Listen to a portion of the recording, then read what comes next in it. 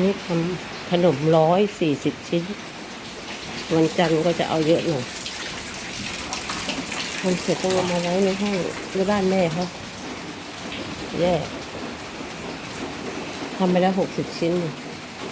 ที่วางแยกไม่ใช่เลยจัดเป็นชุดมีของตึกเล็กตึกใหญ่ตึกเล็กก็อีกชุดหนึ่งตึกใหญ่ก็อีกชุดหนึ่งเสร็จแล้ววันนี้รออบอย่างเดียวผมก็คงจะตกทั้งวันนะวันเนี้ย